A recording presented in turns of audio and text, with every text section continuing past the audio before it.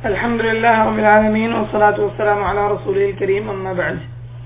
آج کا ہمارا موضوع تکفیر کے اصول و ضوابط سے تعلق رکھتا ہے۔ یہ بڑا ہی اہم موضوع ہے چونکہ تکفیر کا معاملہ بڑا ہی حساس ہے اور آج کل کے زمانے میں اس مسئلے میں بہت زیادہ افراط و تفریط پایا جاتا ہے۔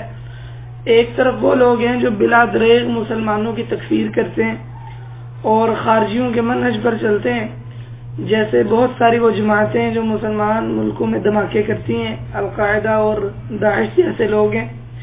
تو دوسری طرف وہ لوگ ہیں جو اس مسئلے میں بہت ہی زیادہ تفریط کا شکار ہیں، واضح کفر کے صدور کے باوجود بھی، کسی سے واضح کفر کے صدور ہو جانے کے باوجود بھی اس کی تکفیر نہیں کرتے، اور تکفیر سے متعلق انہوں نے ایسی شرائط کھڑی کر دی ہیں، شرائط لاگو کرتی ہیں جو در حقیقت مرجیہ کا موقف تھا، اہل سنہ والجماعہ کا موقف نہیں تھا۔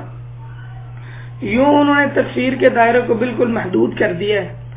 اس میں کوئی شک نہیں کہ تکفیر کا معاملہ بہت زیادہ حساس ہے اور شریعت نے اس مسئلے میں بہت ہی زیادہ احتیاط برتنے کا کہا ہے، اس لیے اہل علم ہمیشہ سے تکفیر کے مسئلے میں حساس رہے ہیں۔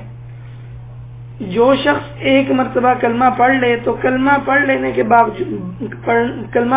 بعد اس کی تکفیر کرنا یہ کوئی ہین اور آسان معاملہ نہیں ہے۔ نبی علیہ الصلوۃ والسلام سے مروی حدیث میں نبی علیہ الصلوۃ والسلام نے فرمایا کہ جو شخص بھی کسی مسلمان کو اپنے بھائی کو کافر کہتا ہے تو ان میں سے ایک ضرور کفر کے ساتھ لوٹ آتا ہے، یعنی اگر کہنے والا جس کو کہا جا رہا ہے وہ کافر نہیں تھا تو جس نے تکفیر کی ہے وہ کافر بن جائے گا۔ اس حدیث کے معنی میں اہل علم کے مابین اختلاف ہے اور معانی بھی اس حدیث کے بیان کیے گئے ہیں، جن میں سے ایک معنی بھی یہ بھی ہے۔ تو بہرحال یہ بڑا حساس مسئلہ ہے۔ اسامہ بن زید رضی اللہ تعالیٰ عنہ نے ایک بار ایک معرکے میں ایک شخص کو شہید کر دیا جس نے کلمہ پڑھا تھا۔ نبی علیہ الصلوۃ والسلام اسامہ بن زید رضی اللہ عنہ نبی علیہ الصلوۃ والسلام کے پاس آئے تو نبی علیہ الصلوۃ والسلام نے انہیں فرمایا، اسامہ تم نے اسے لا الہ الا اللہ پڑھنے کے بعد قتل کر دیا۔ بار بار نبی علیہ الصلوۃ والسلام یہ فرماتے رہے۔ اسی طرح مقداد بن اسود رضی اللہ تعالیٰ عنہ سے بھی مروی ہے، اس سے ملتا جلتا واقعہ مروی ہے۔ مقداد بن اسود رضی اللہ تعالیٰ عنہ کو بھی نبی علیہ الصلوۃ والسلام نے یہی تنبیہ فرمائی۔ تو کوئی شخص بھی کلمہ پڑھ لے تو اب اس کا دین اسلام میں داخل ہونا یہ واضح ہو گیا ہے۔ اب جب تک کہ وہ کوئی ایسا کام نہ کرے جس کام سے اس کا دین اسلام سے خارج ہونا واضح ہو جائے تب تک اس کی تکفیر نہیں کی جا سکتی۔ پچھلے لیکچر میں ہم نے نواقض اسلام ذکر کیے تھے کہ نواقض اسلام متعدد ہیں، کافی زیادہ ہیں۔ اس میں اور ہمارے اس لیکچر میں فرق یہ ہے کہ وہاں ہم نے بتایا کہ کفری احکام یہ ہیں، اصول تکفیر میں ہم بتائیں گے یہ کہ ان کاموں کو کرنے پر کسی کی تکفیر کب کی جاتی ہے۔ تو یہ بتانے سے پہلے، اصول و ضوابط بتانے سے پہلے چند بنیادی باتیں انہیں اچھی طرح سمجھ لینا چاہیے۔ ان میں سے پہلی بنیادی بات تو یہی ہے کہ جو شخص ایک مرتبہ کلمہ پڑھ لے تو اس کا دین اسلام میں داخل ہونا متحقق ہو گیا ہے، تو اس کے بعد اس کو کافر قرار نہیں دیا جائے گا الا یہ کہ کوئی ایسی بات ہو جس پر ہمیں یقین ہو جائے کہ وہ کافر ہو گیا۔ نبی علیہ الصلوۃ والسلام نے ایک مرتبہ خالد بن ولید رضی اللہ تعالیٰ عنہ کی قیادت میں ایک لشکر بھیجا جہاد کے لیے، تو جن کے ساتھ جہاد کرنا تھا، جو مد مقابل تھے، وہ کہنے لگے سبعنا سبعنا۔ تو خالد بن ولید رضی اللہ تعالیٰ عنہ نے اور بعض صحابہ اکرام نے سمجھا کہ یہ لوگ سبعنا سبعنا جو کہہ رہے ہیں تو اس کا یہ معنی نہیں کہ مسلمان ہو گئے، بلکہ یہ تو کہہ رہے کہ ہم بے دین ہو گئے۔ سبعنا کا معنی بے دین ہو گئے۔ تو انہوں نے ان کی گردنیں کاٹی، انہیں قتل کر دیا۔ نبی علیہ الصلوۃ والسلام کے پاس معاملہ پہنچا تو نبی علیہ الصلوۃ والسلام ناراض ہوئے۔ انہیں وجہ یہ تھی کہ سبعنا کہنے سے ان کی مراد یہ تھی کہ ہم مسلمان ہو جاتے ہیں، یعنی ہم بے دین ہو جاتے ہیں، مطلب اپنا سابقہ دین چھوڑ دیتے ہیں۔ چونکہ جو کوئی مسلمان ہوتا تھا نا اس کو صابی کہا جاتا تھا، یعنی تانا دیا جاتا تھا کہ یہ لوگ تو صابی ہیں، مطلب بے دین ہو گئے، انہوں نے اپنے آباء و اجداد کا دین چھوڑ دیے۔ مشرکوں سے تانا دیتے، یہ نہ کہتے کہ مسلمان ہو گیا، بلکہ کہتے کہ یہ صابی ہو گیا، بے دین ہو گیا، مطلب اس نے اپنے آباء و اجداد کا دین چھوڑ دیا۔ تو وہ بیچارے ان کو سمجھ نہیں تھی، وہ اسی طرح سے جو بات ان کے ہاں کہی جاتی تھی کہنے لگے سبعنا سبعنا، مطلب ہم نے اپنے والدین کا دین چھوڑ دیا، آباء و اجداد کا، ہم صابی ہو گئے۔ تو یہ بات صحیح طور پر سمجھی نہیں گئی تو غلط فہمی پیدا ہو گئی۔ تو نبی علیہ الصلوۃ والسلام نے برات کا اظہار کیا اس سے جو خالد بن ولید رضی اللہ تعالیٰ نے کیا، تو معاملہ بڑا حساس ہے، حتیٰ کہ اگر کوئی شخص کوئی ایسی بات کہے جس سے بندہ مسلمان نہ ہوتا ہو، لیکن وہ سمجھے کہ کہنے سے آدمی مسلمان ہو جاتا ہے، تو بھی معاملہ بڑا حساس ہے، اس کو قتل نہیں کیا جائے گا، اس کی تکفیر نہیں کی جائے گی۔ اس لیے اہل علم وہ تکفیر میں غلو کرنے سے منع کرتے رہے ہیں اور ہمیشہ سمجھاتے رہے ہیں کہ خواہ کسی کی تکفیر نہ کی جائے۔ امام ابن عبد البر رحمہ اللہ فرماتے ہیں، کہتے ہیں قرآن اور سنت وہ مسلمان کو فاسق قرار دینے سے اور اس کی تکفیر کرنے سے اس انداز سے، اس واضح انداز سے منع کرتے ہیں جس میں کوئی شک نہیں۔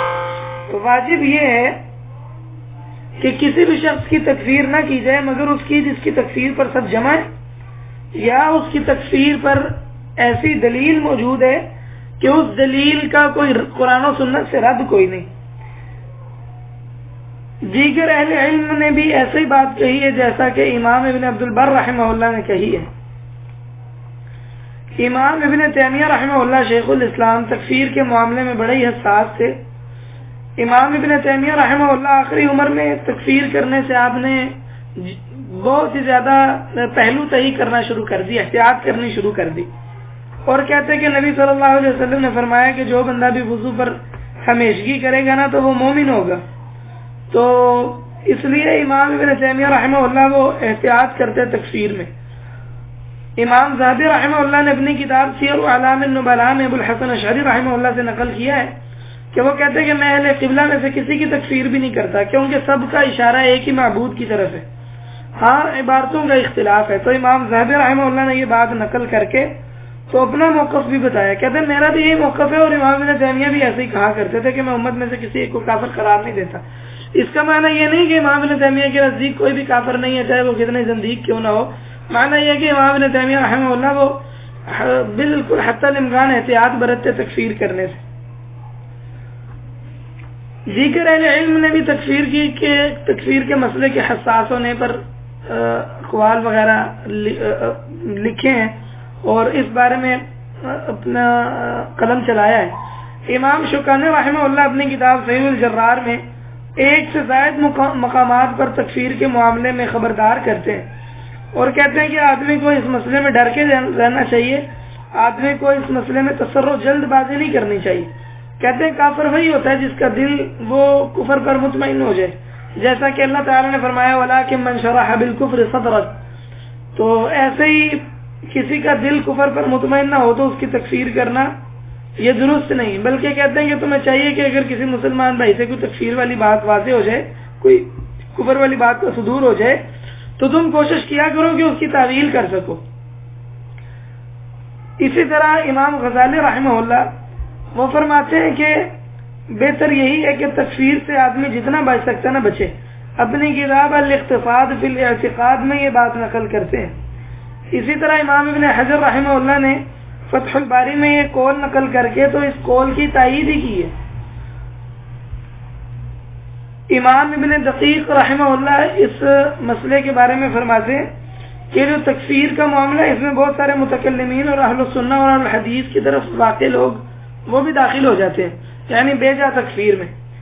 اسی طرح امام ابن الوزیر یمانی جو 840 ہجری میں فوت ہوئے، بہت بڑے عالم تھے، اپنی کتاب ایثار الحق علی الخلق میں فرماتے ہیں کہ تعجب ہے کہ جو لوگ علم میں پختہ نہیں ہوئے وہ بہت سارے علماء کی تکفیر کر رہے ہوتے ہیں، حالانکہ ان کو ان کے مذاہب اور ان کے مواقف کا بھی نہیں پتہ ہوتا۔ بلکہ علماء نے تو یہ تک کہا ہے کہ اگر کسی میں تکفیر کی وجوہات زیادہ ہوں اور کوئی ایسی وجہ بھی ہو جو تکفیر میں رکاوٹ بن سکتی ہو تو بہتر بات یہ ہے کہ جو معنی کفر بات ہے آدمی اس کو ترجیح دے، جیسا کہ عبد الرشید حنفی نے اپنی کتاب الفاظ الکفر میں نقل کیا ہے۔ اسی طرح محمد عبدہ مصری کہتے ہیں کہ اگر کسی بندے سے کوئی ایسی بات نکلے جو 100 وجوہات سے کفر کا احتمال رکھتی ہو اور ایک وجہ اس میں ایسی ہو جس کو ایمان پر محمول کیا جا سکتا ہو تو اس صورت میں یہ مناسب نہیں ہے کہ تکفیر پر محمول کر دیا جائے، کفر پر اس کو محمول کیا جائے۔ تو ان علماء کے اقوال سے پتہ چلتا ہے کہ تکفیر کا معاملہ بڑا حساس ہے، اس میں آدمی کو بے احتیاط نہیں ہونا چاہیے، اور اصل یہ ہے کہ عام آدمی تکفیر کا مسئلہ چھوڑ ہی دے، اسے علماء کی طرف لوٹا دے کہ علماء نے جس کو کافر کرنا کہیں۔ یاد رہے کہ کافر کئی طرح کے ہیں، ایک ہے کافر اصلی، یا کافر خالص، اور یہ دو طرح کے ہیں. ایک وہ ہے جس کے بارے میں شریعت میں اس کے گروہ کا نام لے کے بتایا کہ یہ کافر ہے. دوسرا وہ ہے جس کا نام لے کے بتایا وہ کافر ہے. جس کا گروہ کا بتایا جس کو تکفیر اوصاف بھی کہتے ہیں، تکفیر بالاوصاف، جیسے یہودی عیسائی ہیں، یا نام لے کر بتایا جیسے فرعون ابو جہل وغیرہ، تو ان کی تکفیر میں شک کرنا درست نہیں ہے. یہ تو پکے کافر ہے. یار وہ شخص جو کلمہ نہیں پڑھتا وہ کافر ہے، جو دائرہ اسلام میں داخل نہیں ہے. اس کے بارے میں یہ نہیں کہا جائے گا کہ ابھی ہمیں شک ہے، پتہ نہیں تکفیر والی بات ثابت ہوگی تو پھر وغیرہ وغیرہ. ہاں جو ایک بار مسلمان ہو جائے، جس کا مسلمان ہونا ثابت ہو جائے، یہ اس کے لیے ہے کہ جب تک کوئی یقینی بات نہ ہو اس کو دائرہ اسلام سے خارج نہیں کیا جا سکتا. اگلا قاعدہ قانون یہ سمجھ لیں کہ دنیا میں تکفیر اور آخرت میں اس کے بارے میں جہنم کی گواہی، ان میں کوئی تلازم نہیں ہے.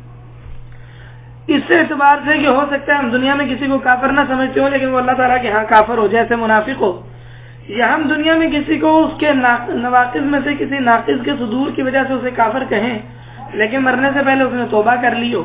اسی طرح ان کفار کا معاملہ جو کلمہ نہیں پڑھتے، قاعدہ قانون یہی ہے کہ ہم دنیا میں انہیں کافر کہیں گے، ہم انہیں دوزخ کی خوشخبری بھی دیں گے. نبی علیہ الصلوۃ والسلام نے فرمایا اذا مررت برجل کافر فبشره بالنار، کہ جب تم کسی کافر کی قبر کے پاس سے گزرو تو اسے دوزخ کی بشارت دو. تو جو بندہ دائرہ اسلام میں داخل نہیں ہوا ہم اسے کہیں گے یہ کافر ہے، اور جو مر گیا ہے جیسے یہودی عیسائی وغیرہ وغیرہ ہیں. ہاں ہو سکتا ہے آخرت میں اگر حجت رسالیہ اس پر پوری نہیں ہوئی تو ہو سکتا ہے وہ اللہ تعالیٰ کے ہاں اپنا کوئی عذر پیش کرتے، لیکن دنیا میں ہم اس سے معاملہ تعامل اس کے پر حکم وہ کفار کا ہی لگائیں گے. تو یہ بات یاد رکھنی چاہیے کہ دنیا کا حکم یا دنیا کا تعامل وہ، اور آخرت کا جو حکم یا اس کا جو معاملہ ہے اس میں تعامل نہیں. ہاں البتہ جو مسلمان ہے کلمہ پڑھتا ہے، ہم اس میں سے کسی ایک کے لیے بھی دوزخ کی گواہی نہیں دیتے اگر وہ کوئی ایسا کام کر لے جس سے آدمی دائرہ اسلام سے خارج ہو جاتا ہے، کیونکہ ہمیں نہیں پتا اس کا کوئی عذر تھا یا نہیں. باوجود اس کے کہ ہم عذر کو دیکھ کر رہی عذر دور کرنے کے بعد ہی تکفیر کریں، پھر بھی ہو سکتا ہے مرنے سے پہلے اس نے کوئی توبہ وغیرہ کر لی ہو. بعض اہل علم تو یہ کہتے ہیں کہ جو کافر ہے پکا کافر ہے، کافر اصلی یہودی عیسائی، اس کے بارے میں بھی معین کر کے گواہی نہیں دینی چاہیے دوزخ کی. لیکن نبی علیہ الصلوۃ والسلام کی اس حدیث کہ اگر تم کافر کی قبر کے پاس سے گزرو تو دوزخ کی بشارت دو، اس سے پتہ چلتا ہے کہ اس میں گنجائش موجود ہے.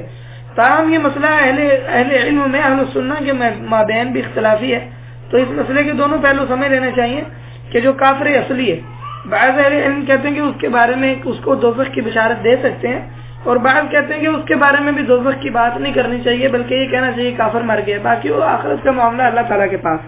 تو بہرحال دنیا کا حکم اور آخرت کا حکم یہ یکساں نہیں ہے. دنیا میں ہم ظاہر دیکھتے ہیں، اس کا اندر کیا ہے وہ اللہ تعالیٰ بہتر جانتا ہے. ہم دنیا کے مطابق، دنیا میں جو بات اس کی ظاہر ہے ہم اس کے پابند ہیں، اس کے مطابق تعامل کریں گے. تو اگر کوئی مسلمان جیسے ابن عربی ہے صوفی، اس کی تکفیر جیسے کی گئی ہے تو ہم یہ کہتے ہیں کہ ہم نے دنیا میں اس کی تکفیر کی، ہم کہتے ہیں وہ کافر ہے، اس کے اعتقاد بھی کفر والے تھے. اللہ تعالیٰ کیا آخرت میں کیا ہے تو ہم یہ گواہی نہیں دیتے کہ وہ دوزخ نہیں ہے، اللہ تعالیٰ بہتر جانتا ہے کہ اس کا معاملہ کیا ہے. لیکن اس کے برخلاف فرعون ہے، ہم کہتے ہیں وہ کافر بھی ہے دوزخ میں بھی ہے کیونکہ اس کے بارے میں نص آ گئی. اس کے برخلاف جن کے بارے میں نص نہیں آئی تو ہم کہتے ہیں وہ کافر ہے جس کا کفر واضح ہو گیا، لیکن ہم یہ نہیں کہتے کہ وہ دوزخ میں، اللہ تعالیٰ بہتر جانتا ہے اس کا معاملہ کیا.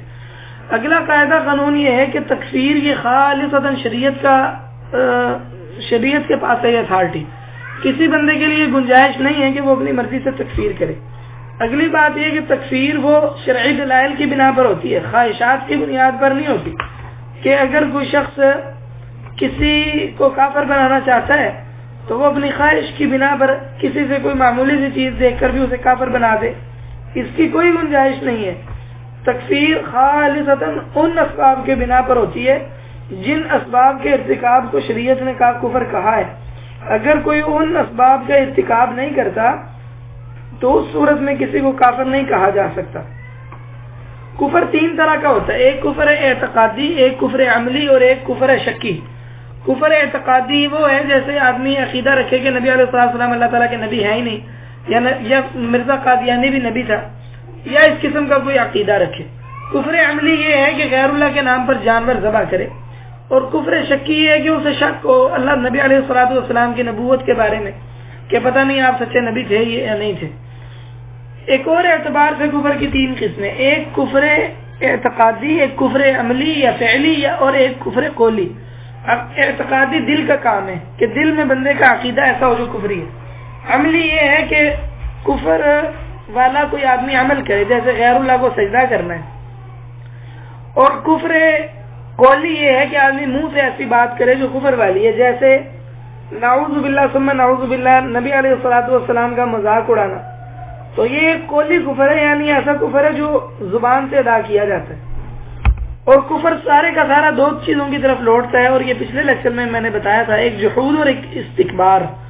جحود یہ ہے کہ آدمی انکار ہی کر دے، استکبار یہ ہے کہ آدمی اعتراف کرتا ہو لیکن وہ ماننے کے لیے تیار ہی نہ ہو، اتباع کرنے کے لیے تیار ہی نہ ہو۔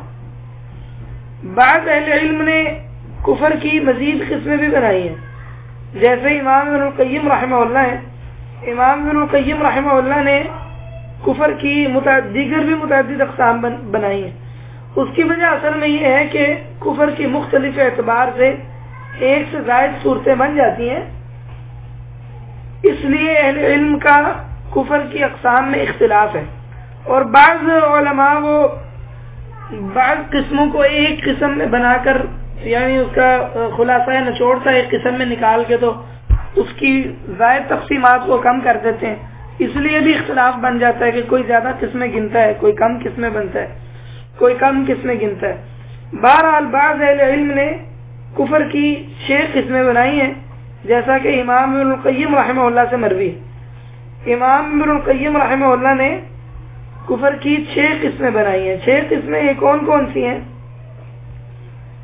ایک کفر کی قسم ہے کفر تکذیب۔ کفر تکذیب یہ ہے کہ آدمی منہ سے بھی جھٹلا دے اور آدمی زبان سے بھی جھٹلا دے، اس کو کہتے ہیں کفر تکذیب۔ جیسے اللہ تعالیٰ نے فرمایا والذین کفروا وکذبوا بآیاتنا اولئک اصحاب النار هم فیہا خالدون، اور فرمایا کہ ان الذین کذبوا بآیاتنا واستکبروا عنها لا تفتح لهم ابواب السماء ولا يدخلون الجنة حتى يلج الجمل في سم الخیاط، اور اس طرح کی دیگر آیات ہیں۔ اگلی قسم ہے کفر جحود۔ کفر جحود کا معنی یہ ہے کہ دل تو اعتراف کرتا ہو لیکن آدمی زبان سے انکار کر دے۔ امام بغوی رحمہ اللہ فرماتے ہیں کفر جحود یہ ہے کہ آدمی دل سے اللہ کا اعتراف کرے، زبان سے اقرار نہ کرے۔ اللہ تعالیٰ نے قرآن پاک میں فرمایا وَجَحَدُوا بِهَا وَاسْتَيْقَنَتْهَا أَنفُسُهُمْ ظُلْمًا وَعُلُوًّا، کہ فرعون وغیرہ نے یقین تو کر لیا کہ موسیٰ علیہ السلام سچے ہیں لیکن زبان سے اقرار نہیں کیا۔ تیسری قسم ہے کفر عناد۔ عناد کا معنی ہوتا ہے ضد، یعنی وہ کفر جو ضد کی بنا پر ہے، جیسے ابلیس کا کفر ہے کہ ابلیس نے کا کفر وہ ضد والا کفر تھا کہ باوجود اس کو زبان سے بھی اقرار تھا، دل سے بھی تصدیق تھی، لیکن وہ اتباع کے لیے تیار نہیں ہوا، پیروی کرنے کے لیے تیار نہیں ہوا، یہ کفر عناد ہے۔ اگلی قسم ہے کفر نفاق، کہ آدمی منہ سے کچھ ہو اندر سے کچھ ہو، جیسے نبی علیہ الصلوۃ والسلام کے دور کے منافق تھے۔ اللہ تعالیٰ نے فرمایا من الناس من یقول آمنا باللہ وبالیوم الاخر وما هم بمؤمنین، کچھ وہ ہیں جو منہ سے کہتے ہیں کہ ہم ایمان لے، اندر سے وہ ایمان نہیں لے کے آئے ہوتے۔ اگلی قسم ہے کفر اعراض۔ کفر اعراض یہ ہے کہ آدمی باوجود اسے کہ اسے حق بات سنائی جاتی ہے اور اس کی پہنچ میں حق بات جاننا، لیکن اس کے باوجود وہ اعراض کرے، سنے ہی نہ۔ جیسے نوح علیہ السلام کی قوم وہ سننے کے لیے تیار ہی نہیں ہوتی تھی، بلکہ اپنی کانوں میں انگلیاں ڈال لیتے اور کپڑے سے ڈھانپ لیتے اپنے آپ کو، بات سننے کے لیے تیار ہی نہ ہوتے۔ انہیں ہدایت کی طرف بلایا جاتا لیکن وہ سننے کے لیے تیار ہی نہ ہوتے۔ جیسے اللہ تعالیٰ نے فرمایا کہ وَمَنْ أَظْلَمُ مِمَّنْ ذُكِّرَ بِآيَاتِ رَبِّهِ ثُمَّ أَعْرَضَ عَنْهَا إِنَّا مِنَ الْمُجْرِمِينَ مُنْتَقِمُونَ، اور فرمایا وَمَنْ أَظْلَمُ مِمَّنْ ذُكِّرَ بِآيَاتِ رَبِّهِ فَأَعْرَضَ عَنْهَا وَنَسِيَ مَا قَدَّمَتْ يَدَاهُ إِنَّا جَعَلْنَا عَلَى قُلُوبِهِمْ أَكِنَّةً أَن يَفْقَهُوهُ وَفِي آذَانِهِمْ وَقْرًا وَإِن تَدْعُوهُمْ مِنَ الْهُدَىٰ فَلَن يَهْتَدُوا إِذًا أَبَدًا۔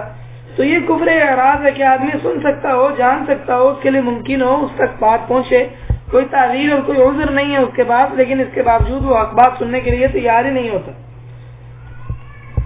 آخری قسم، چھٹی قسم ہے کفر شک، یعنی وہ کفر جو شک کی بنیاد پر ہو، جیسے منافقین کا کفر ہے کہ بعض منافقین وہ نبی علیہ الصلوۃ والسلام کی بعثت میں شک کرتے تھے، انہیں پتہ نہیں تھا کہ آپ اللہ تعالیٰ کے نبی ہیں یا نہیں۔ امام ابن تیمیہ رحمہ اللہ نے بھی ان قسموں کی طرف اشارہ کیا ہے، فرماتے ہیں ان من لم یؤمن بعد قیام الحجۃ علیہ بالرسالہ فهو کافر، کہ جو بندہ نبی علیہ الصلوۃ والسلام کا پیغام پہنچ جانے کے بعد، حجت پوری ہو جانے کے بعد ایمان نہ لائے تو وہ کافر ہے، سواء کان مکذبا او مرتابا، چاہے وہ تکذیب کرنے والا ہو یا شک کرنے والا ہو، معرضا یا اعراض کرنے والا ہو، او مستکبرن او مترددن، یا تکبر کرنے والا ہو یا تردد میں پڑا ہو بھی، او غیر ذالک، یا اس کے علاوہ کوئی اور وجوہات ہو. تو بہرحال یہ مختلف قسمیں ہیں، کفر کی مختلف شکلیں. کفر کی ایک اور اعتبار سے دو قسمیں، اس اعتبار سے کہ آدمی، یا یوں کہہ لیں اس اعتبار سے کہ کفر کو شریعت نے کن معنی میں استعمال کیا ہے اس کے مطابق کفر کی دو قسمیں، یا یوں کہہ لیں حکم کے اعتبار سے کفر کی دو قسمیں. ایک ہے کفر اکبر اور ایک ہے کفر اصغر. کفر اکبر وہ ہوتا ہے جس کے ارتکاب سے آدمی دائرہ اسلام سے خارج ہو جاتا ہے، اور کفر اصغر وہ ہے جس کی وجہ سے آدمی دائرہ اسلام سے خارج نہیں ہوتا. شریعت بعض اوقات ان کاموں پر بھی کفر کا لفظ بول دیتی ہے جن کے کرنے سے آدمی دائرہ اسلام سے خارج نہیں ہوتا. جیسے نبی علیہ الصلوۃ والسلام نے فرمایا سباب المسلم فسوق وقتالہ کفر، کہ مسلمان کو گالی دینا فسق ہے اور اسے قتل کرنا کفر ہے.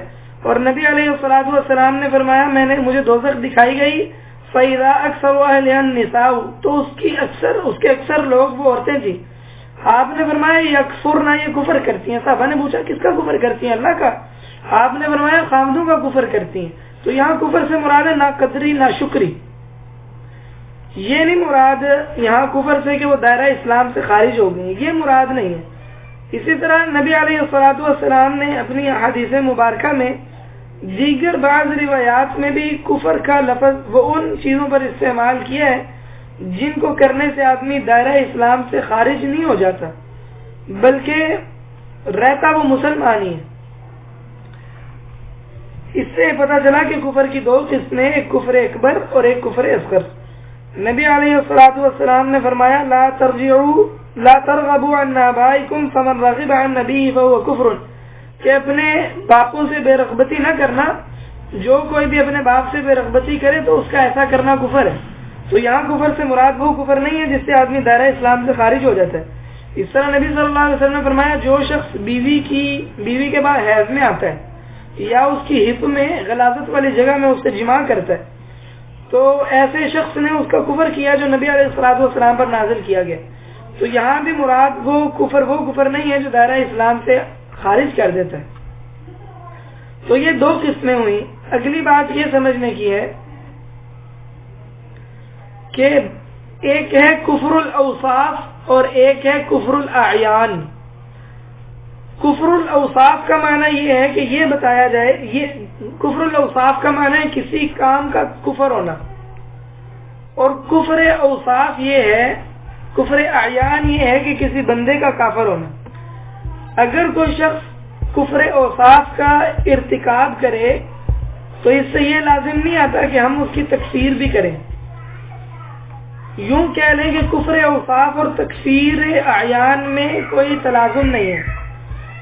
ایک بندہ کفر اوصاف یہ ہوتا ہے کہ کہا جائے کہ فلانا کام کفر ہے. مثال کے طور پہ کفر اوصاف کا مطلب ہے کہ فلانا کام کفر ہے. مثلا اللہ تعالیٰ کے ساتھ کسی کو شریک ٹھہرانا یا یہ کہنا اللہ تین ہے جیسے عیسائی کہتے ہیں یہ کفر ہے.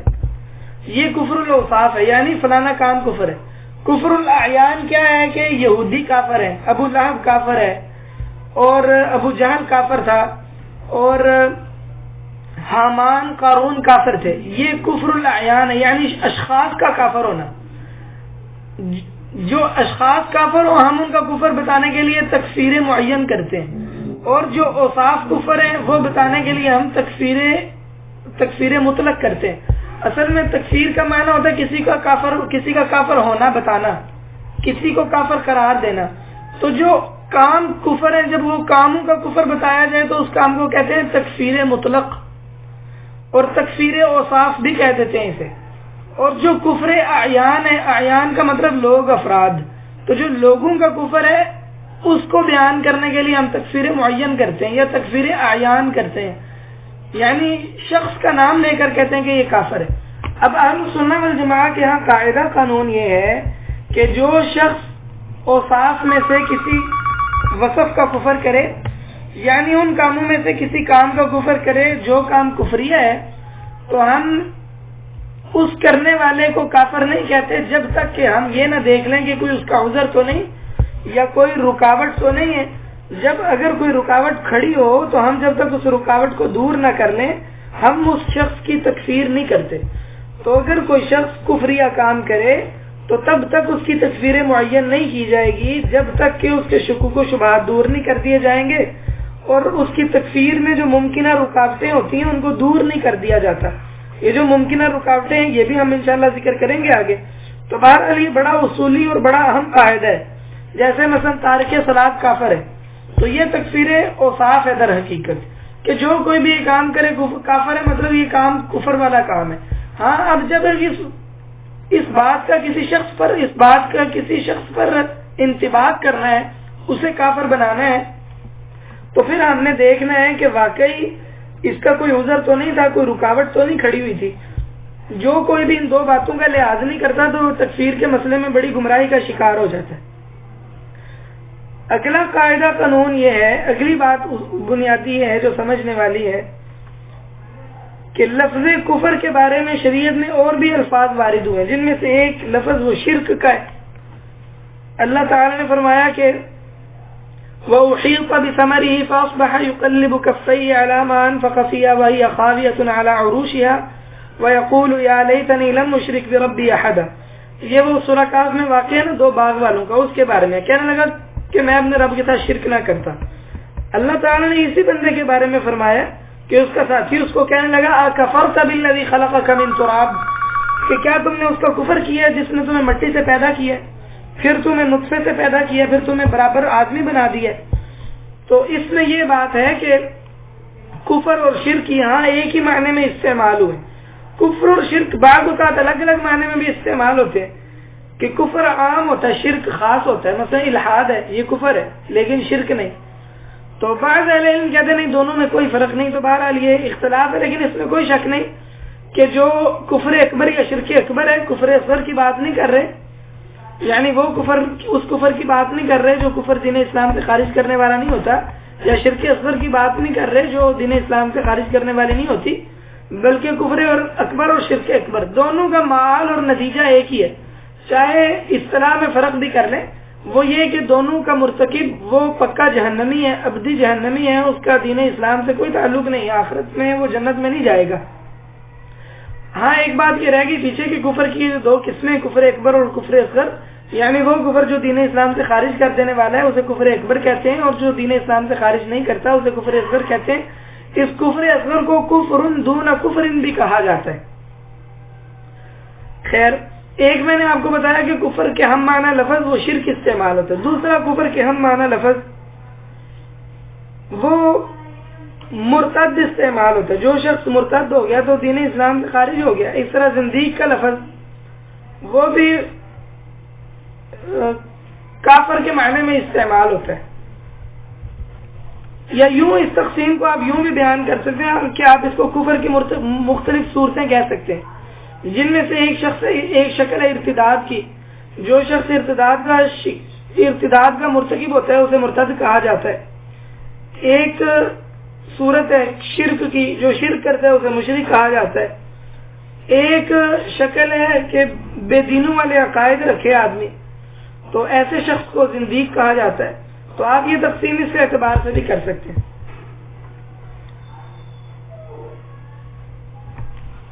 تکفیر کے معاملے میں لوگ کن غلطیوں کا شکار ہوتے ہیں جن کی وجہ سے لوگ تکفیر میں افراط و تفریط کا شکار ہو جاتے ہیں، اس حوالے سے چند چیزیں سمجھ لیں. سب سے پہلی چیز ان میں یہ ہے کہ لوگ تکفیر بعض اوقات صرف اور صرف گمان کی بنیاد پر کرتے ہیں، دلیل پیچھے کوئی بھی نہیں ہوتی، اور یہ لوگوں میں بہت زیادہ ہے. ہونا تو یہ چاہیے جیسے ہم نے قاعدہ قانون بتایا کہ یقینی طور پر جب تک کوئی ایسا کام نہ کرے جو کفر والا ہے تو کافر نہ قرار دیا جائے. جیسے نبی علیہ الصلوۃ والسلام نے فرمایا الا ان تروا کفرا بواحا ليس عندكم من الله برهان، کہ تم کوئی ایسی دلیل دیکھ لو واضح، ایسے واضح کفر دیکھ لو کہ تمہارے پاس اللہ تعالی کے پاس سے اس میں دلیل ہو. صرف اور صرف شک کی بنیاد پر کسی کی تکفیر کر دینا، گمان کی بنیاد پر تکفیر کر دینا، یہ تکفیر کے مسئلے میں بہت بڑی غلطی ہے. اور اس کی کئی شکلیں کہ مثلا ایک بندے نے کوئی ایسا کام کیا جو کفر ہو بھی سکتا ہے نہیں بھی. مثلا کوئی شخص کافر سے گلے مل رہا ہے تو اس کی تکفیر کر دی جائے. اب ضروری تو نہیں ہے کہ وہ اس کے کفر کو پسند کرتے ہوئے اسے مل رہا ہو. تو یہ خالصتاً گمان کی بنیاد پر تکفیر ہے جو کسی صورت بھی جائز نہیں ہے. اسی طرح کسی سے کوئی خبر پہنچی، تحقیق ہی نہیں کی کہ یہ خبر سچی ہے یا نہیں، تو اس کی تکفیر کر دی، تو یہ بھی گمان کی بنیاد پر تکفیر ہے. اگلی چیز یہ ہے کہ کسی نے کوئی بات کہی تو اس کا لازمی معنی یہ تھا کہ کفر ہے، لیکن اس بیچارے کو نہیں پتا چل سکا کہ میری بات سے کفریہ بات، فلانی کفریہ بات بھی نکلتی ہے، تو اس کی تکفیر کر دی جائے، تو یہ شرعاً جائز نہیں ہے. جیسے مثال کے طور پر کوئی شخص عالم کا مذاق اڑائے تو ہم کہیں کہ یہ عالم کا مذاق اڑا رہا ہے. عالم کے مذاق اڑانے کا مطلب ہے کہ اللہ تعالیٰ کے دین کا مذاق اڑا رہا ہے، لہٰذا یہ کافر ہے. ہو سکتا ہے وہ عالم کا مذاق اس لیے اڑا رہا ہو کہ وہ اس کا رشتہ دار ہو، دونوں کی آپس میں کوئی لگتی ہو، کوئی چپکلش ہو، کوئی لین دین ہو، کیا پتا. تو صرف اور صرف اس کے عمل کا خود ہی لازمی نتیجہ نکال کے کافر قرار دے دینا، یہ بھی صحیح نہیں ہے. تیسری چیز یہ ہے کہ جو چیز کفر تھی نہیں اس کی بنیاد پر کفر قرار دے دینا، جیسے کبیرہ گناہ کے مرتکب کو کافر کہہ دینا، یا جو شخص ان چیزوں کی یا جو شخص بغیر تفصیل میں جائے جو کوئی بھی اللہ تعالیٰ کی نازل کردہ چیز کے مطابق فیصلہ نہ کرے اسے کافر کہہ دے. حالانکہ اس میں تفصیل ہے، ہر صورت اس کی کفر نہیں ہے، لیکن اگر کوئی شخص ایسے ہی جو شخص بھی اللہ تعالیٰ کے نازل کردہ چیز کے مطابق فیصلہ نہ کرے اس کو کافر کہہ دے، تو یہ ایک ایسی بنیاد پر تکفیر ہوگی کہ جس پر تکفیر ہونی نہیں چاہیے، الا یہ کہ آدمی کو معلوم ہو جائے تفصیل اور پتہ چل جائے کہ یہاں واقعی جو مرتکب ہے اس نے وہ شکل اختیار کی جو کفر اکبر والی. اگلی غلطی ہے کہ بعض لوگ یہ قاعدہ تو جانتے ہیں کہ جو کافر کو کافر قرار نہیں دیتا وہ بھی کافر ہے، لیکن یہ نہیں سمجھتے کہ اس قاعدے کا معنی کیا ہے. تو جو بھی کوئی کسی بھی قسم کے کافر میں شک کرے وہ اسے کافر بنا دیتے ہیں، جبکہ قاعدہ یہ ہے کہ جن کے کفر میں شک ہے یا جن کی تکفیر میں اجتہاد ہے، اس نے اگر ہماری مخالفت کرے تو اس کو کافر نہیں کہا جا سکتا. اور یاد رکھیں کہ تکفیر جو ہے نا وہ کسی کا کافر ہونا وہ 3 طرح کا ہے. پہلا یہ کہ اس کی تکفیر وہ نص کے ساتھ ہو، دوسری یہ کہ اس کے کافر ہونے پر مسلمانوں کا اجماع ہو. آپ یوں کہہ رہے ہیں تکفیر بالنص اور تکفیر بالاجماع، اور تیسری تکفیر بالاجتہاد. تو جو پہلی 2 شکلیں ہیں نا ان کا معاملہ ہو رہا ہے. جو تیسری شکل ہے اس میں اگر ہماری کوئی مخالفت کرے گا تو اس میں کسی کا ہماری مخالفت کرنا اس کی بنا پر ہم اس کو یہ نہیں کہیں گے کہ جو کفر کسی کے کفر میں شک کرے تو وہ بھی کافر ہے. ایسی بات نہیں ہوگی یہاں پر، بلکہ اسے چھوٹ دی جائے گی. وہ ہم سے اختلاف کرنے کا حق رکھتا ہے، اگر اس نے اختلاف کیا تو کوئی حرج کی بات نہیں ہے، کر سکتا ہے، وہ اختلاف کر سکتا ہے. اگلی بات یہ ہے کہ تکفیر کا معاملہ وہ ہر کسی کے لیے اوپن نہیں کر دینا چاہیے، ہر کسی کو اجازت نہیں دے دینی چاہیے، بلکہ تکفیر کا معاملہ یہ خالصتاً علماء کی طرف دے دینا، علماء کی طرف لوٹا دینا چاہیے. اگلی بات یہ ہے کہ تکفیر پر بہت زیادہ ترکیز نہیں کرنی چاہیے اور آدمی اس مسئلے کو بنیادی توحید سے بھی بڑھ چڑھ کر دکھانا شروع کر دے تو آدمی وہ تکفیر کے وسوسوں میں مبتلا ہو جائے. بلکہ آدمی کو یہ چاہیے کہ اس کو مناسب حصہ دے. اس کا عقیدے سے تعلق ہے، اسے پڑھے سمجھے کوئی شک نہیں، لیکن آدمی اس پر ایسا اصرار کرے کہ یہ آدمی کو توحید سمجھنے سے بھی زیادہ ضروری یہ لگے کہ کسی کو میں نے کافر کیسے قرار دینا ہے، تو یہ معاملہ درست نہیں ہے. اگلی بات یہ ہے، اگلی غلطی یہ ہوتی ہے کہ لوگ تکفیر کے معاملے میں جو تکفیر کے موانع اور شروط ہیں ان کا خیال نہیں رکھتے. تکفیر کی شروط اور موانع کا خیال رکھے بغیر بے دریغ کسی کو کافر قرار دیتے رہتے ہیں. تو کسی کو بغیر کسی کو شروط اور ضوابط کا دھیان رکھے بغیر کسی کو کافر قرار دے دینا یہ بہت بڑی غلطی ہے، جس کی بنا پر تکفیر کا دروازہ وہ خام خواہ کھل جاتا ہے اور مسلمانوں میں پھوٹ، لڑائی جھگڑا اور دھماکے، قتل و غارت گری، اس طرح کی چیزیں وہ پھوٹنے اور پنپنے لگ جاتی ہیں، جس سے معاشرہ تباہ و برباد ہو کر رہ جاتا ہے.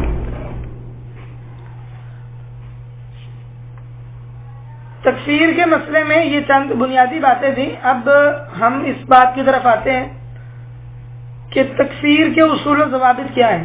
یاد رہے کہ تکفیر کے کچھ اصول ہیں اور تکفیر کے کچھ موانع ہیں. یوں کہہ لیں کچھ شروط ہیں اور کچھ موانع ہیں. جب تک کہ آدمی ان کو اچھی طرح سمجھ نہ لے تب تک کسی کی تکفیر کرنا کسی کے لیے جائز نہیں ہے. ان میں سے پہلا یہ ہے کہ جو شخص کفر کا ارتکاب کر رہا ہے، وہ کفر کا ارتکاب کرنے والا شخص اس چیز کا کفر ہونا جانتا ہو. اگر کسی شخص کو اس چیز کا کفر ہونا علم ہی نہیں ہے تو ایسا شخص گنہگار، ایسا شخص کافر نہیں ہوگا، وہ تو بالکل لا علم ہے. جیسے نئے کچھ لوگ صحابہ مسلمان ہوئے تھے تو وہ کہنے لگے نبی علیہ الصلوۃ والسلام کو کہ اجعل لنا کہنے لگے کہ اجعل لنا ذات انواط، ان کے ہے رسول اللہ صلی اللہ علیہ وسلم ہمارے لیے بھی ذات انواط بنا دے جیسا کہ ان لوگوں کے لیے. وہ ایک قوم کے پاس سے گزرے جو قوم کسی درخت پر کوئی اپنی ٹاکیاں وغیرہ لٹکاتی تھی، انہیں متبرک سمجھتی تھی، تو کہنے لگے یا رسول اللہ ہمارے لیے بھی ایسے ہی بنا دیں. تو نبی علیہ الصلوۃ والسلام نے فرمایا کہ تم نے تو ویسے ہی بات کی ہے جیسے بنی اسرائیل نے کی تھی کہ ہمارا بھی معبود بنا دے جیسے ان کا معبود ہے. تو ایک شخص اگر ہے جاہل تو اس کی تکفیر نہیں کی جا سکتی. ضروری ہے کہ اس کو پتہ ہو اس چیز کا جو وہ کر رہا ہے کہ یہ قرآن و سنت کی مخالفت ہے. اگلی بات یہ ہے کہ جو کفر کا ارتکاب کرنے والا شخص ہے وہ اپنے ارادے سے وہ کام کر رہا ہو، اپنے اختیار سے، مجبور نہ ہو. اللہ تعالی نے فرمایا من کفر باللہ من بعد ایمانہ الا من اکرہ وقلبہ مطمئن بالایمان ولکن من شرح بالکفر صدرا فعلیہم غضب من اللہ. سورہ نحل کی 106 آیت ہے. اس میں اللہ تعالی نے جو مجبور شخص ہے اس کو معذور قرار دیا، تو جو معذور شخص ہے اس کی تکفیر نہیں ہوتی. اگلی بات یہ ہے کہ جس شخص سے کفر کی کوئی بات صادر ہوئی ہے تو وہ اس کرنے کو جو اس نے منہ سے نکالا ہے وہ کرنے کا قصد کرنے والا ہو. ایسا نہ ہو کہ اس کی زبان پھسل گئی ہو. حدیث میں ہے کہ نبی علیہ الصلوۃ والسلام نے فرمایا کہ اللہ تعالیٰ وہ کسی شخص کی توبہ پر اس سے زیادہ خوش ہوتا ہے کہ جو شخص کسی بیابان جگہ پر جا رہا ہو، کسی صحرا وغیرہ میں اس کی سواری گم جائے، سواری پر اس کا کھانا پینا ہر طرح کا سامان تھا، تو وہ ہوا یہ کہ اس کی سواری گم ہو گئی اور وہ مایوس ہو گیا کہ اب مجھے کچھ نہیں ملنا. تو کسی جگہ پر سکون لینے کے لیے لیٹا، راحت کے لیے. تو جب اٹھا تو اس نے دیکھا، مایوس ہو چکا تھا، اس نے دیکھا کہ اس کی سواری وہاں موجود ہے. تو خوشی کی شدت میں اس نے یہ کہہ دیا کہ اے اللہ تو میرا بندہ ہے اور میں تیرا رب ہوں. تو اس سے غلطی ہو گئی ہے، اس کو علم نہیں تھا، تو ایسے شخص کی تکفیر نہیں کی جائے گی کیونکہ اسے علم ہی نہیں ہے. اسی طرح اگلی بات یہ ہے کہ جو شخص تکفیر والی کفر والی بات کرنے والا ہے وہ شخص متعول نہ ہو، یعنی تعویل کرنے والا نہ ہو کہ اسے دلیل کی صحیح سمجھ نہیں آئی، وہ دلیل کو کسی اور معنی پر محمول کرتا ہے. ایسا معاملہ نہ ہو. اللہ تعالی نے فرمایا وَلَيْسَ عَلَيْكُمْ جُنَاحٌ فِيمَا أَخْطَأْتُمْ بِهِ وَلَكِنْ مَا تَعَمَّدَتْ قُلُوبُكُمْ، کہ جو تمہارے دل غلطی کرتے ہیں نا اس پر تمہاری اللہ تعالیٰ کی طرف سے کوئی پکڑ نہیں ہے، اور پکڑ اس پر ہے جو تمہارے دل جان بوجھ کر کرتے ہیں. تو جو شخص مسئلے میں تعویل کرنے والا ہے تو اس شخص کو عذر دیا جائے گا اس کی تعویل کا. ہاں یہ یاد رہے کہ بعض اہل علم یہ فرق کرتے ہیں کہ کچھ اصولی مسائل ہیں اور کچھ فروعی مسائل ہیں. اصولی مسائل میں تعویل یا جہالت کا عذر نہیں دیا جائے گا، لیکن یہ بات صحیح نہیں ہے، کمزور ہے. اگرچہ یہ اختلاف اہل سنہ کے مابین ہی ہے، یعنی اہل سنہ میں بھی اس بات میں اختلاف موجود ہے، لیکن صحیح بات یہ ہے متاخر اہل سنہ والجماعہ میں، لیکن صحیح بات یہ ہے کہ تعویل اور جہالت کے مسئلے میں چاہے مسئلہ اصول سے تعلق رکھتا ہو یا فروع سے، جہالت کا عذر دیا جائے گا. اگر کوئی شخص واقعی جاہل ہے تو وہ معذور ہے. ہاں جہالت کس قسم کی عذر ہے یہ ایک الگ مسئلہ ہے. وہ جہالت نہ ہو جو کفر اعراض والی جہالت تھی، ہاں وہ جہالت ہو جو مجبوری والی جہالت ہے جس میں آدمی کو پڑھایا، یا وہ جہالت ہو جس میں آدمی کو پڑھایا ہی سمجھایا گیا یہ کیا ہے کہ فلانی چیز توحید ہے اور فلانی شرک ہے، اور اسے شرک توحید بنا کر دکھائی گئی، توحید شرک بنا کر دکھائی گئی. تو اس قسم کی اگر بات ہو تو یہ عذر ہے، کیونکہ یہ ایسی جہالت ہے جو کفر اعراض والی نہیں ہے. ہاں اگر کسی شخص کے پاس کفر اعراض والی جہالت ہو کہ وہ سیکھ بھی سکتا ہو اور حق بات اسے بتائی بھی جاتی ہو، پہنچائی بھی جاتی ہو، اس کی تعویل بھی کوئی نہیں ہے، اس کے باوجود وہ سننے سمجھنے کے لیے تیار ہی کوئی نہیں ہے، تو ایسا شخص کو جہالت فائدہ نہیں دے گی. تو بہرحال اصولی مسائل ہوں یا فروعی مسائل ہوں، دونوں میں تعویل اور جہالت وہ عذر ہے۔ اسی طرح اگر کوئی شخص وہ اجتہاد کا اہل ہو اور اجتہاد کے اہل ہونے کے باوجود وہ ایسی بات کر دے جو کفر والی بات ہے، تو اس کو اس کے اجتہاد کا عذر دیا جائے گا کہ وہ تعویل کرنے والا اور اجتہاد کرنے والا ہے، لیکن یہ ہر کسی کے لیے نہیں ہے، یہ اس کے لیے جو تعویل کا حق رکھتا ہے اجتہاد کے لیول کی تعویل کا، ہر کسی کے لیے یہ نہیں ہے، بلکہ اس کے لیے جو اس بات کا حق رکھتا ہے اور اس لیول پر پہنچ چکا ہے۔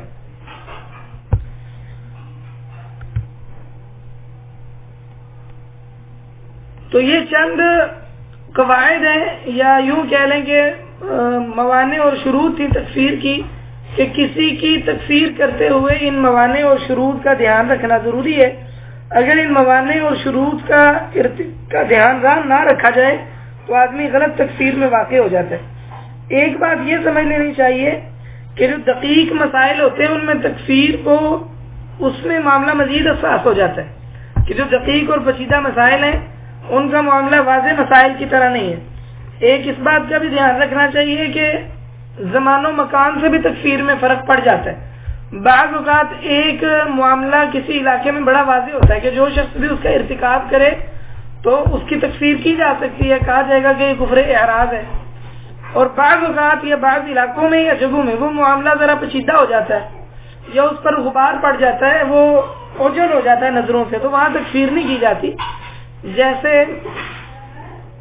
مسلمانوں کے علاقوں میں شرک کا پھیلنا ہے کہ بعض علاقوں میں شرک بہت زیادہ پھیل چکا ہے، تو وہاں بعض اوقات مشرک کو اس کا عذر دے دیا جاتا ہے۔ بعض علاقے ایسے ہیں کہ وہاں توحید بڑی واضح ہے، وہاں اس قسم کی چیز کا ارتکاب کرنے والے کو چھوٹ نہیں دی جاتی اس کی جہالت کی۔ تو زمان و مکان سے معاملہ وہ تبدیل ہو جاتا ہے۔ میں نے یہ جو تکفیر کے قواعد اور اصول بتائے ہیں، ان اصول و ضوابط میں نے کچھ دلائل ذکر نہیں کیے۔ میں مناسب یہ سمجھتا ہوں کہ تفصیلی دلائل دینے کی بجائے آپ کو جو اس سے متعلقہ کتابیں ہیں ان کی طرف رہنمائی کر دوں۔ اردو زبان میں اس مسئلے پر ایک سے زائد کتابیں ہیں، جن میں ایک ابھی حال ہی میں کتاب مسئلہ تکفیر اور اس کے اصول و ضوابط ابو الحسن مبشر احمد ربانی حفظہ اللہ کی ہمارے استاد ہیں، حفظہ اللہ ورعاہ، ان کی شائع ہوئی ہے، اس کا مطالعہ کیا جا سکتا ہے۔ اس طرح مسئلہ تکفیر ابراہیم رحیلی، یہ مدینہ یونیورسٹی کے استاد ہیں، ان کے حلقات میں مسجد نبوی میں بیٹھنے کا مجھے شرف بھی ملا ہے۔ ان کی تکفیر ہے اصول تکفیر، ان کی کتاب کا مطالعہ بھی کیا جا سکتا ہے۔ اسی طرح ایک کتاب مولانا عبدالستار حماد حفظہ اللہ کی مسئلہ ایمان و کفر ہے۔ اسی طرح ہمارے ساتھی اور ہمارے فاضل شیخ رفیق طاہر حفظہ اللہ کی کتاب ہے مسئلہ تکفیر اور خروج پر، اور اس طرح دیگر اہل علم نے بھی اس موضوع پر لکھا ہے۔ اردو زبان میں اس موضوع سے متعلقہ کتابیں موجود ہیں، ان کا مطالعہ کیا جا سکتا ہے۔ عربی میں تو اس موضوع پر متعدد کتابیں لکھی گئی ہیں۔ اس کی وجہ یہ ہے کہ ہمارے اس زمانے میں تکفیر کا معاملہ بہت زیادہ پھیل گیا ہے، اور چونکہ دو عالم ایسے ہیں جن کو اتھارٹی سمجھا جاتا ہے عقیدہ اہل سنہ والجماعہ پر، ان میں ایک امام ابن تیمیہ رحمہ اللہ اور دوسرا محمد بن عبد الوہاب رحمہ اللہ امام الدعوہ۔ تو عربی زبان میں ان دونوں اہل علم کے تکفیر سے متعلقہ موضوع کے تکفیر کے حوالے سے ان کے جو موقف ہیں اور ان کا جو عقیدہ ہے، اس حوالے سے بھی عربی زبان میں مستقل کتابیں لکھی گئی ہیں، جس میں بتایا گیا ہے کہ یہ دونوں اہل علم بھی تکفیر میں اصول و ضوابط کا خیال رکھتے تھے، اور ایسا معاملہ نہیں تھا کہ یہ بغیر اصول و ضوابط کا خیال رکھتے ہوئے تکفیر کرتے ہوں۔ جو اہل علم عربی کتابیں پڑھ سکتے ہیں ان کو ان کتابوں کا مطالعہ بھی کرنا چاہیے، جو امام ابن تیمیہ رحمہ اللہ اور امام ابن القیم رحمہ اللہ، امام ابن تیمیہ رحمہ اللہ اور امام محمد بن عبد الوہاب رحمہ اللہ کے ہاں جو تکفیر کے اصول و ضوابط ہیں ان سے متعلقہ لکھی گئی ہیں، تاکہ آدمی کو ان دونوں اہل علم کے ہاں جو تکفیر کے اصول و ضوابط ہیں ان سے بخوبی شناسائی ہو، اور ایسا نہ ہو کہ آدمی ان کی طرف غلط موقف منسوب کرتا رہے، یا کوئی شخص ان کی طرف غلط موقف منسوب کرے تو آدمی اس موقف کا شکار ہو جائے۔ آخری نصیحت یہ ہے کہ تکفیر کا معاملہ بڑا ہی حساس معاملہ ہے، اس مسئلے کو علماء کی طرف لوٹا دینا چاہیے، اور حتی الامکان گریز کرنا چاہیے کہ آدمی ایسے ہی کسی کی خام خواہ تکفیر نہ کرتا رہے، بلکہ جتنا ہو سکے حتی الامکان کسی مسلمان بھائی کو عذر دینا چاہیے، الا یہ کہ کوئی واضح دلیل آ جائے جس دلیل کے بعد کوئی شک و شبہ نہ رہے تو پھر تکفیر کرنے میں حرج نہیں، لیکن یہ تکفیر علماء کا کام ہوگا، عوام الناس کا کام نہیں ہوگا۔ اسی پر ہم اتفاق کرتے ہیں آج کا موضوع، جو کچھ بھی میں نے درست بات کہی ہے وہ اللہ تعالیٰ کی طرف سے ہے، اور جو کچھ بھی میں نے غلط کہا ہے تو اللہ تعالیٰ اور اس کے رسول اس سے بری ہیں، دین اسلام اس سے بری ہے، وہ میری طرف سے اور شیطان کی طرف سے ہے۔ اللہ تعالیٰ ہمیں حق بات کہنے اور سمجھنے کی توفیق عطا فرمائے۔ السلام علیکم ورحمۃ اللہ وبرکاتہ۔